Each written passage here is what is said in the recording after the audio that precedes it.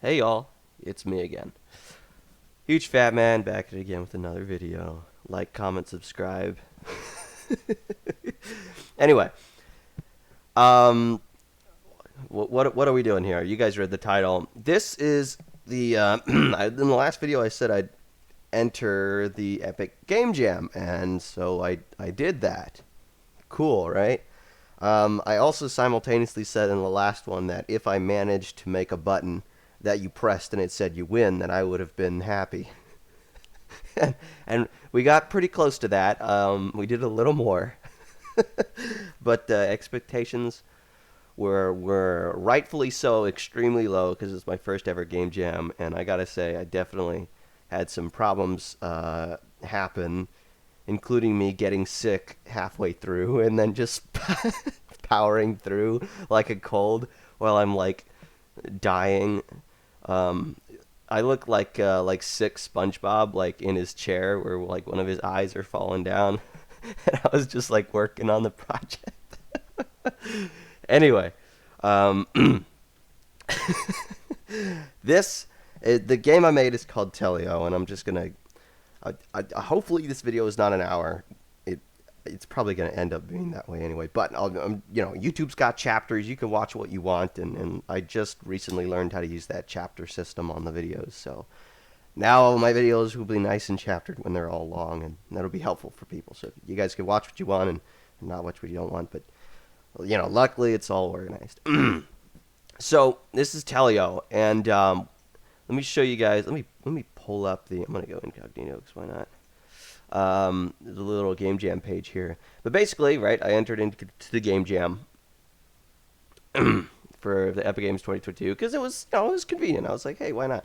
And they were gonna announce it on Thursday, and I like went to a doctor appointment and came home, and they announced it to be the theme to be as above and so below. And so before I jump into my project necessarily, I want to just like, and I got to make sure to, so I have these notes so I could stay at least somewhat on track. So I got some bullet points.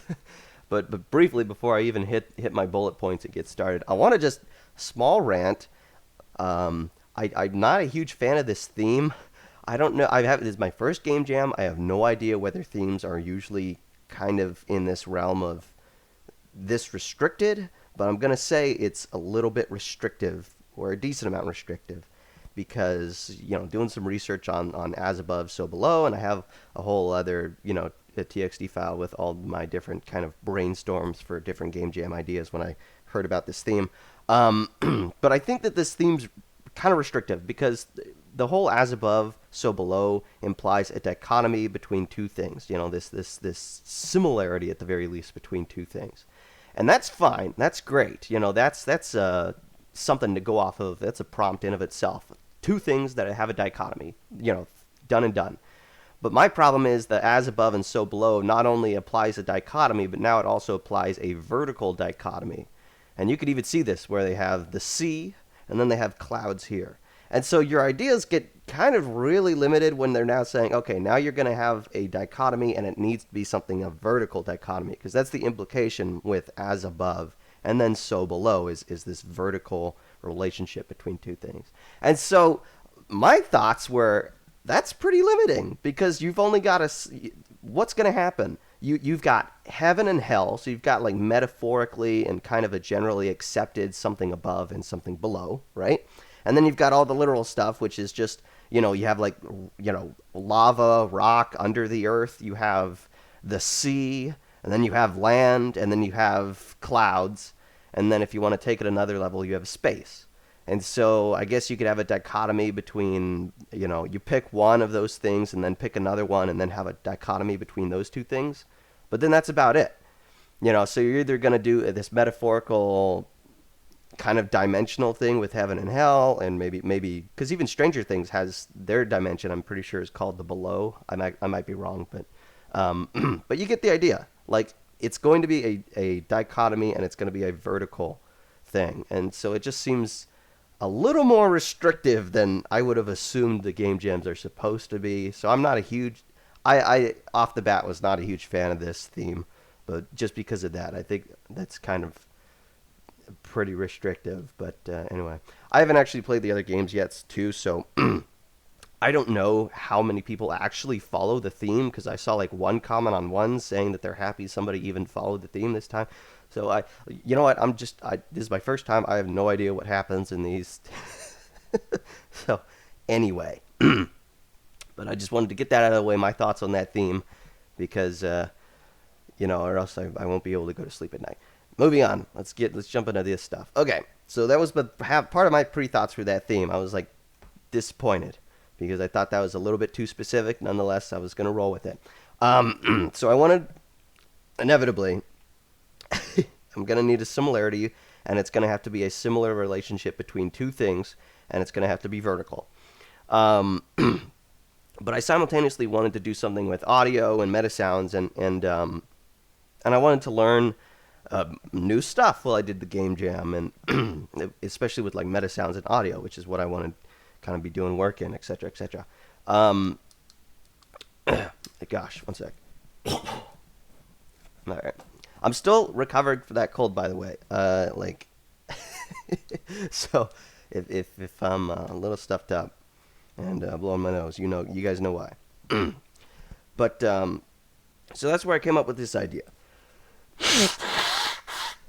Is this idea of having meta sounds and basically having these little teleporters where when you match the teleporter on the bottom surface and you match the teleporter on the top glass surface, then you can use both of your two characters to walk into both teleporters, and then you'll be teleported to the next level. So originally, I was like, okay, what the heck am I going to have a dichotomy in, right? You're either going to have like I'm not going to go through them all, honestly, but all I'm saying is I still feel like that theme is pretty dang limiting because it's a similarity and it has to be a vertical one, and those are two parameters that are specific combined into one theme there, and so I think that's a bit too limiting. But anyway, so I was originally just going to have these two characters kind of, you'd have to make sure they do the same things, but it's just been slowly simplified into this. So two different characters, make sure both teleporters on both platforms are the same, and bada bing, bada boom, you can get teleported to the next level. So that's where the as above, so below comes into play here. And this little token. So I was messing around with AI because I was like, oh, I want to do something. I want to have like an AI companion kind of buddy. Yeah. But it didn't exactly pan out. So this works, but it's just in the first level, and it's just to give them the idea of make sure that the above is the same as the below, just in case somebody plays this game and does not know the necessity for both things to be the same. But nonetheless, that's that. I guess I should show you guys the gameplay first off, just so you see it. So first level, of course, you have your controls. I have all the menu widgets. I got volume, just volume. I've got levels. You could just select any of the levels you want. I was originally going to have it so that you'd have to do every level, and then it would unlock the next level after you complete the first one, and etc. etc.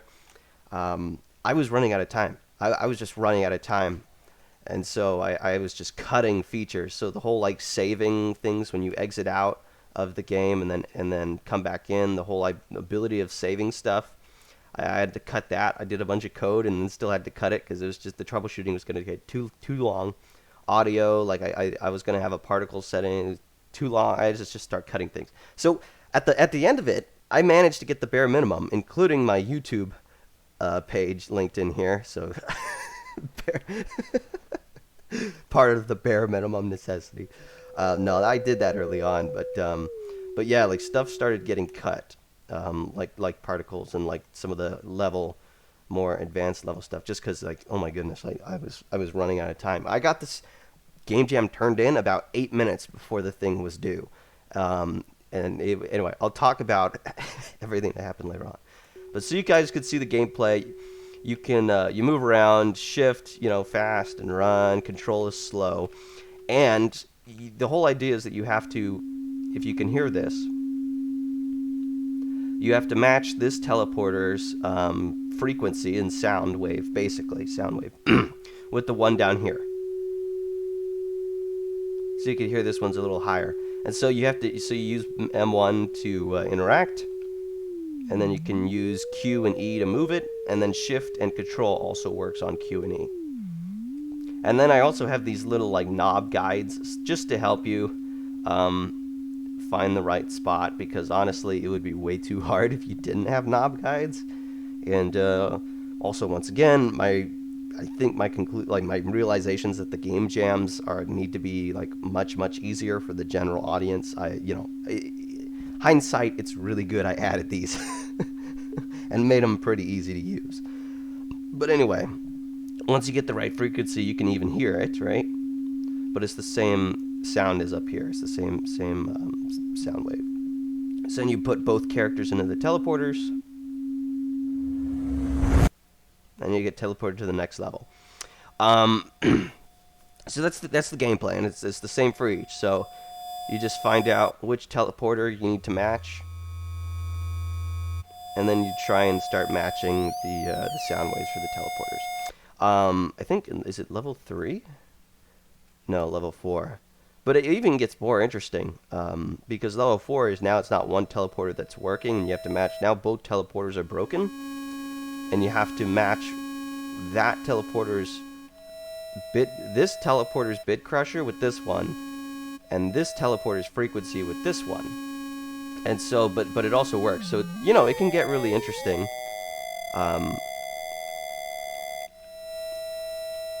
But yeah, it's kind of, let me see if I can. So it's not too bad, but you walk on it here. Next level. But yeah, so that's that. So that's the gameplay. And I gotta make sure to stick to my notes. So that's kind of the pre-thoughts, is I wanted to have this dichotomy, and I wanted to do meta sounds. In the long run, I realized, as per usual, it's far more programming than like audio work, and I just kind of ran out of time to do a lot of audio work, and it was just all programming, most of it, like 90%. It's just the programming. So beginning problems. After I literally had like other ideas, and I was working on the other ideas. So the beginning problems that the first day, Thursday, I had a doctor's appointment, and then the whole day I was just trying to think of something with this theme that I already talked about, my frustrations, but I was trying to think of something. And I had this one idea of doing like a story-based thing and having it kind of be like a horror game mode of going through the what's it called? The layers of hell. It's the dude's, what's the dude's name again? How do I forget his name? Anyway, the layers of hell. So, it's got 9 layers. And I was thinking of doing something like that, but making it kind of like a story where somebody goes through the layers of hell and, gets rehabilitated or whatever, right? Becomes a better person as they come out the other side. And so I built like this level to start out with that. And I had this whole story in my head, right? And I started building this level. And then I realized, I'm like, I'm not going to be able to, I don't think I really would be doing a whole lot of, well, I kind of thought it would be better to do this in order to learn meta sounds. But granted, I'm not sure it really made much of a difference at the end of it. But also I thought that the other story, that was just going to be too hard. In 7 days, I need to make nine layers of hell, 9 levels. And they all had to be unique and different and represent a different part of this story. And I was, going to do voice work, and I was like, this is not going to work in 7 days. So I cut that, and then so basically the second day is when I started working on this whole idea. And so that was the first problem. And then the second problem are these dials. And so I had the idea, all right, well, let's do like a meta sound altering thing where you can mess around with the meta sounds, and then we'll try and match them. So this wasn't even a teleporter before. This was a floating ball, and I just called it control panel, but it was just match this meta sound with the other meta sound on top. That was the original idea, right? And I was just going for that. And so I made these panels here, the float panels as they're called, to just be, your interaction. And I had a whole another day just trying to get these things to work. Originally, the idea was I want to be able to M1 and grab the dial with M1 and then move it around to the point where I want it. As you can see now, it's just keyboard keys, and then you can also use scroll wheel if you wanted. But I wanted to make it more interactable, more interaction, where where before you would literally like grab the dial where your mouse was and then move it like that. But goodness gracious, I could not find out how to. I could not get that to work. Um, I learned more. I learned more about rotation inside of Unreal, and this is a problem I actually ran into a while ago when I was modding Insurgency with doing the dueling trees. Um, Hopefully that's what they're called, but but it was getting a dual tree to work. Eventually, I just used a physics arm, but that's still different than than the dials I'm using here. And so the dual trees, at least the first one I programmed, took me like a week because I was trying to convert the XY coordinate into. Oh, I'm trying to remember now. But there's basically three things. You're using XY coordinates, then you're also using literal angles, and then you're also using radians. And so all three of those ways are just ways to measure rotation, and all three of them are used inside of Unreal Engine, which isn't necessarily a surprise if you know how all this stuff works. But it's just personally for me, I'm not a huge math guy, but personally for me, it's just really difficult. It's been really difficult for me to convert the XY coordinates and the radians and the degrees and convert them to each other and figure out how to do that. So that is something that I wanted to learn in order to do this, but it was just taking up way too much time, and I was like, gosh dang it, I gotta scrap this. It's just taking too much time to figure this out. And so one day I'll figure it out. I've got the information now. I didn't even know all that stuff before I started this. I knew that I was using a unit circle just from Insurgency Sandstorm, so I knew that. So I knew where to look. But now I even have more information on that, so hopefully one day it will all come together where I can finally convert between the three with zero effort, and my rotation hell experiences with Unreal Engine will finally be over. But that's not quite yet the case, but soon probably. Anyway, so I eventually had to ditch all that interaction and just go for the simple keyboard input rotation and do some simple rotational input in order to make these work. So that's what I did. And so that's another day down, right? 2 days down. And so those were most of the beginning problems. Intermediate problems started to become just simply programming the float panels to the teleporters, or control panels as they've been named. Let me open these up for you guys. It's some dirty programming. I am not going to lie. Because I was just like spamming to get some of this stuff done. You can see right here, this is all like getting super last minute, and I'm just like tossing stuff on. I was going to have a sequence that worked with the post-processing, and then I realized that the sequence, every time we change levels, that's a new post-process element, and so the sequence does not adapt to that or take that into account, and I don't know how to reassign it out the top of my head. And anyway, so that did not follow through. It was going to take too much time. I just had to ditch that idea, and so all we get is the teleport sound effect, which is right there. And but originally there was going to be some chromatic aberration and some exposure with that. But anyway, like I said, didn't pan out. It's actually not too complicated when you look at it, but it's just the blueprint communication going on is kind of it's a little bit debatable. Granted, if I had time, you could refine these things and find the best way to do communication with the simplest stuff possible. But I was just trying to get it done, because I gotta make sure that all this stuff interacts and does it correctly, and gotta get it done on time. So these are the blueprints that I was juggling around the entire time, were level blueprints, control panels, and float panels. These two, control panels and float panels, being the teleporters and the float panels, these guys are like the super talkative blueprints to each other. I mean, they are talking all the time. In fact, if we look at the details here, you can see where I have. Actually, I took that out, but I was just throwing these in last minute.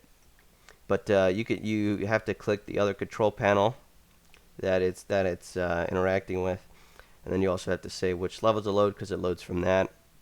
But on the float panel, where are we? You'll see that I have a to the main control panel, because on the float panel you actually have to get your main control panel, which would be this guy in this case, and then for him you'd also assign your second control panel, which is up here. But man, I'm not sure if I should go into all this. Anyway, but then you'd get your main control panel and you'd add. So it'd do like a manual add to build up the float panel for this, or the array of the float panels for your control panel. And okay, I'm getting tired. I don't think I should go through all this. Bottom line is that this took a long time to program and make sure everything worked right. Event begin plays are a little rough on two different things communicating with each other, because the event begin plays happen at the same time, generally speaking, and so sometimes things don't get loaded in certain regards, so just be careful about that.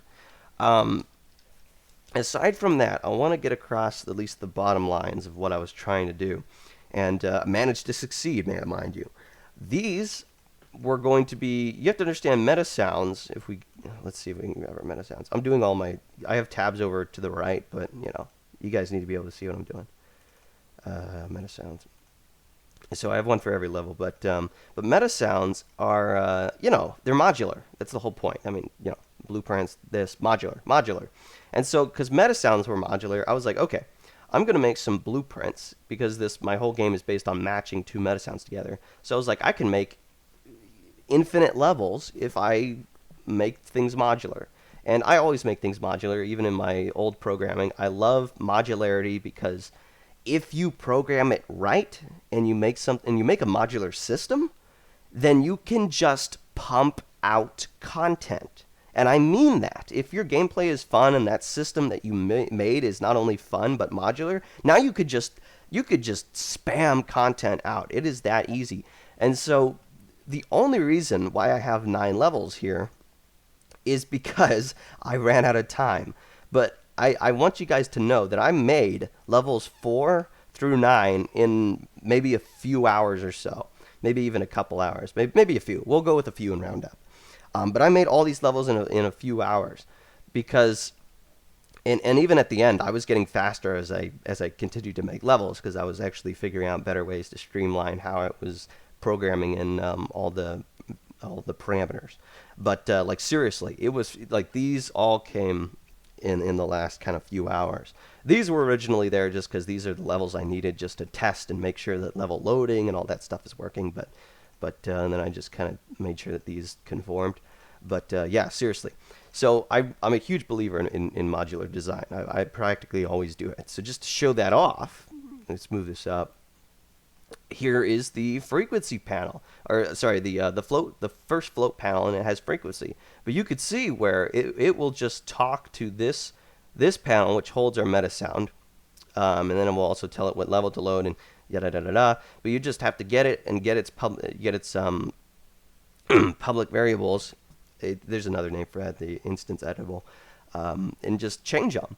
And so I can change my minimum input, I can change my maximum, my actual meta sound input. You just put that in there, and then you can actually change the frequency, what it says here. So poop, but whatever, bada bing, bada boom. So you can change that, and we want it to fit on the panel, so we'll change the text down to 5. But you get the idea. And then we can also change the text ending notation, which you won't see because that's not updated in the on the construction script. But yeah, so I'm a huge believer in modular design, because then you could just pump out content. And that's what I was doing at the last few hours. I was like, I got my systems done the day before, and then I was just trying to get as many levels out as I could while trying to polish. And so that's what I was working on in my intermediate problems, just getting these two things to work together well. And simultaneously, I'm going to talk about this now, is the menu. Quite frankly, the widgets aren't extremely difficult, and I've learned more about them, obviously, as I've worked with them. And one thing I think I've realized is that I don't believe that I need to necessarily have everything bound up in the level. I'm not sure to what extent I can remove programming from the level BP and have it inside of the widget BP. If you've seen in the previous Star Wars music systems, I've had everything in a separate blueprint and then had the widget's events bound up and then worked on in the blueprint. I'm not sure if that's necessary, actually. Like, I'm not sure if I can just have this programming, all of it, inside of the actual widget BP. That's probably the case. But anyway, I haven't done it yet, so I can't 100% verify that. But that's probably the case. And if I do blueprints in the future, I will likely just at the very least, I'm going to try and just have all this code inside of the BP instead of in another blueprint. But when I went on YouTube and learned about it for the first time, that's how they were doing it. So that's why I copied that. But I'm not sure that's actually necessarily the best way to do it or the only way to do it. So anyway, in the future, that will be something I will mess around with further. But just for the sake of this game, most of the blueprint widgets stuff is getting taken care of inside of the level BP, as the level BP will create the widgets for our game and then add them as it needs to.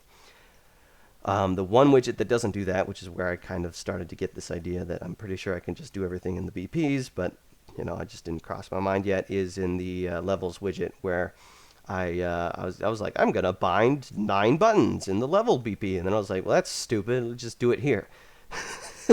so I just did it here, and I was like, maybe I really don't need that level BP. But anyway, that happened like right at the end. Literally, like these levels, I think this was probably the last thing I did is this widget before I tried to package. So anyway, intermediate problems is just getting these 3 blueprints to just getting all the programming in, getting it all to work properly, etc., etc. Actually, I say 3 blueprints, technically 4. The character got done pretty quick, and then I was able to move on to just working on those ones. But here, let me pull up the character. But the character,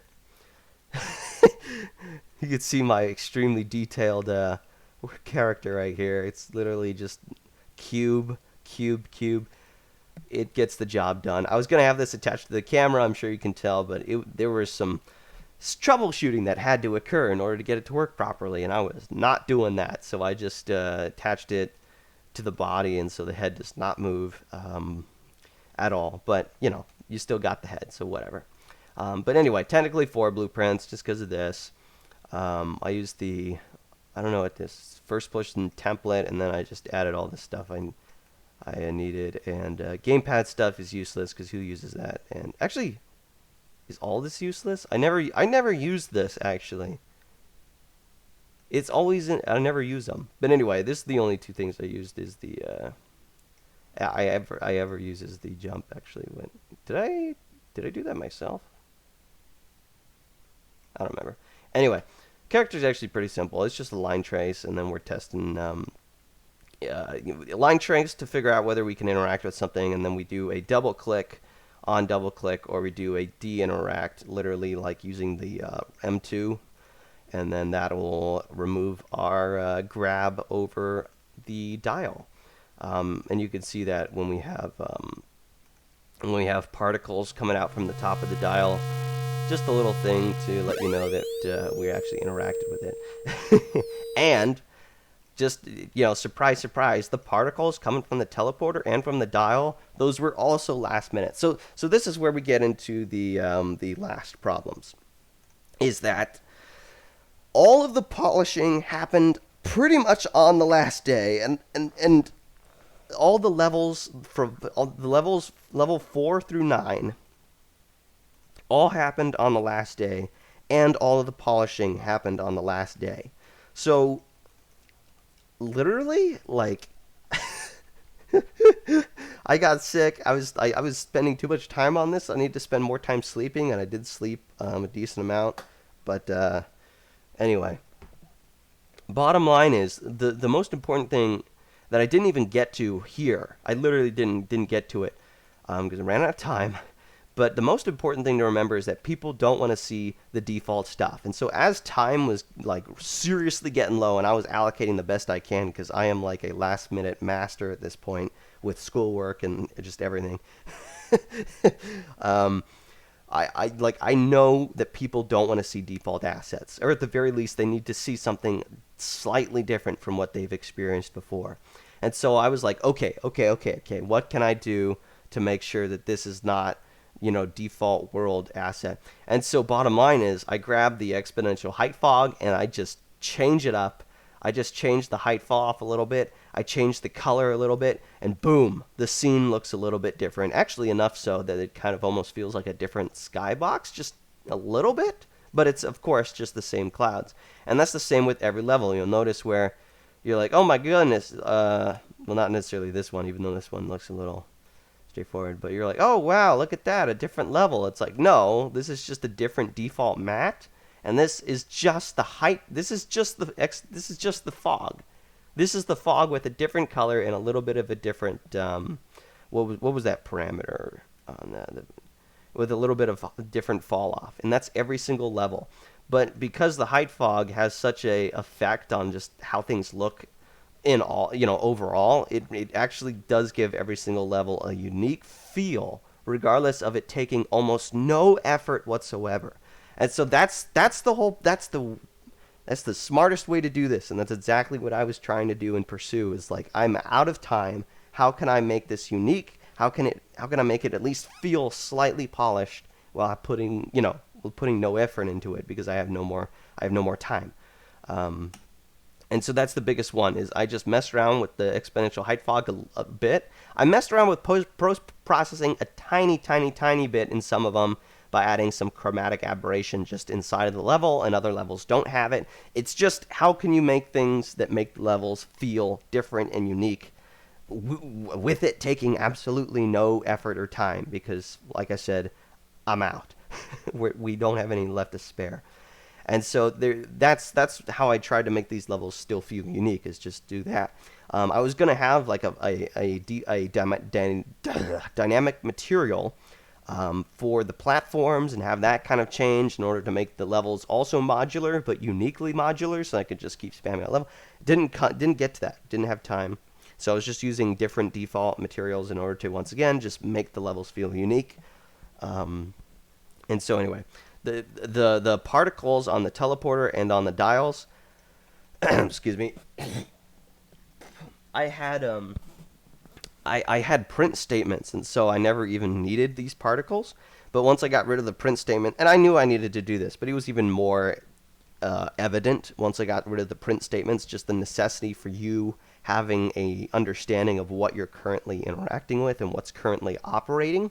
And so particles were the only way I was going to be able to do that in a timely manner, once again.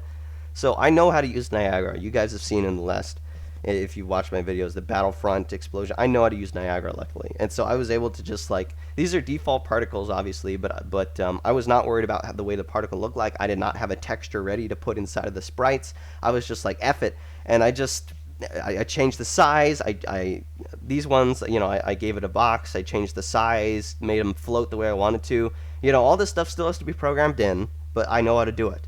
And same with the, if we get the, you can see with the vortex one, it's just a vortex. I wanted it to be at character height. So anyway, I wanted what I wanted, and I made it happen pretty quick because I knew how to do it. But I got all the particles in so that you actually could see what was happening with these blueprints, because these particles didn't exist before. And so how would you know if you were interacting with the control panel, with the float panel? How would you know if the portal was ready? So you wouldn't. So that's why I had to get these particles done. But those were some of the last minute stuff as well. The main last minute problem was me being sick. And that really put a wrench in things for this. Look, all things considering, I'm really happy with how it turned out. Really happy. I gotta tell you though, if I had one more day, I could have cranked out. This game would have had 30 levels, maybe even more than that, if I just had one more day. But I only had a few hours to crank out 4 to 9 and that was even while like I said, while I was learning how to do it even quicker. So anyway, but that's what happens, man. You build a modular system, and I had fun playing this game. I played through it after I turned it in, and I was like, hey, it's actually kind of fun to match up these things and go through them. It's a good experience. It's not bad. And the varying of how I use the float panels, I was like, this is actually kind of fun because the levels change and the way that the float panels interact with the teleporters from the bottom plane and the from the top plane and the bottom one are different. And so that differentiation in the same gameplay is actually making this interesting and fun to keep playing.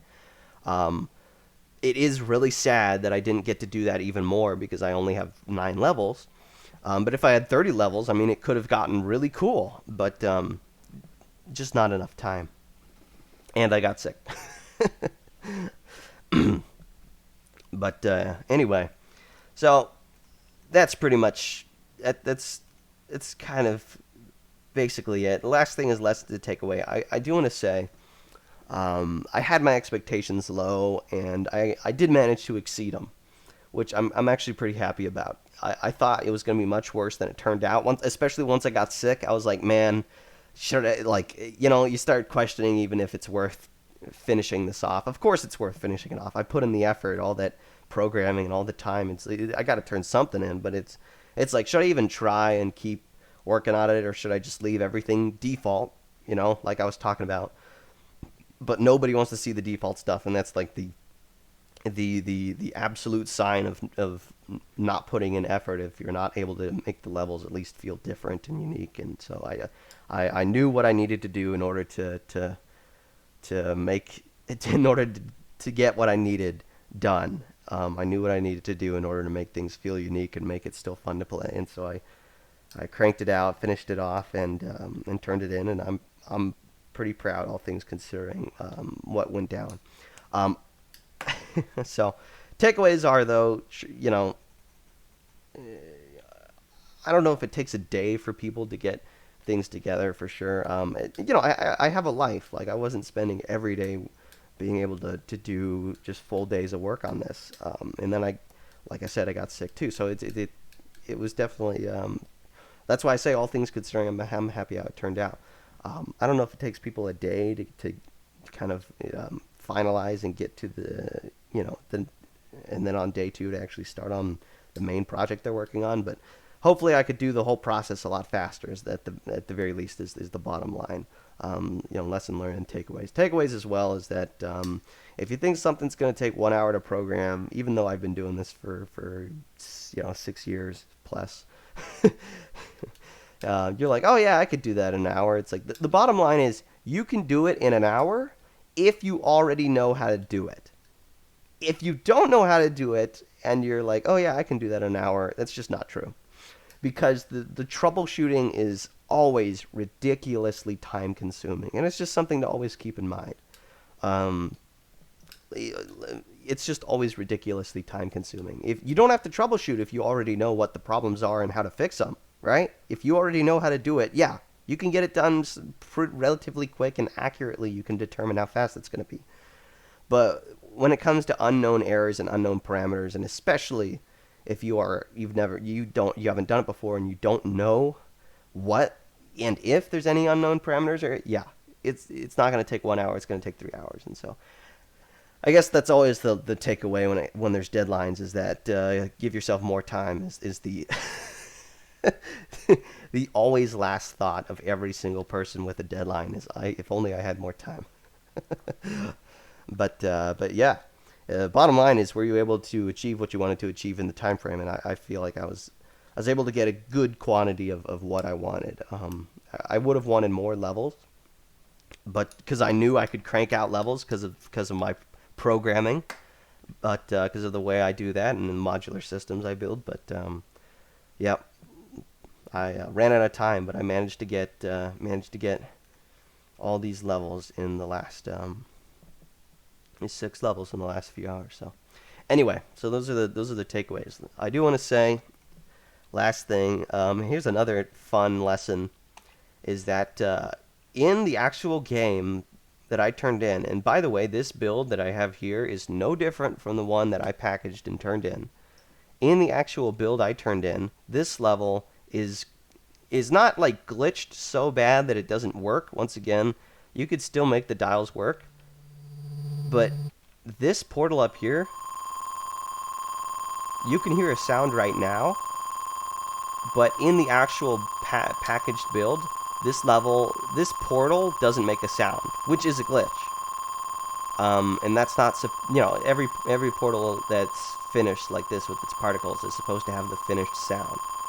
And so it's just a lesson that even though it works in the editor, even though it's working in the engine currently, and it's all good and dandy right here, and you don't change anything, and then you package, it still might break in the packaged version, which is kind of just a kick in the balls, quite frankly, because then you're like, well, now I really don't know what was broken, because it's just not working in the packaged version, even though this is working here. But that's the way the wind blows, I guess, or whatever. So anyway, but yeah, this is Telio. If I'll put a link in the description to the MegaJam page. Download instructions are there. It's literally all you have to do is download it and then extract. Everything's already in a folder, so you don't have to worry about any file spill. It's foldered already for your convenience, because I hate it when people zip stuff and they don't put it in a folder prior to zipping it. So then it just spills all over the area. Very frustrating. Very stupid. Anyway, but yeah, this is Telio. If you want to play, it's got 9 levels. Pretty quick if you know what you're doing. But level 1 is pretty helpful. It controls are at the bottom. All you have to know is that when you also interact with the dials, that shift and control also works with that. But, it does kind of say it down in the bottom right, but anyway. But yeah, thank you guys for watching. Appreciate it. Got a MegaJam in. Hey, good experience. So, see you guys later. Peace.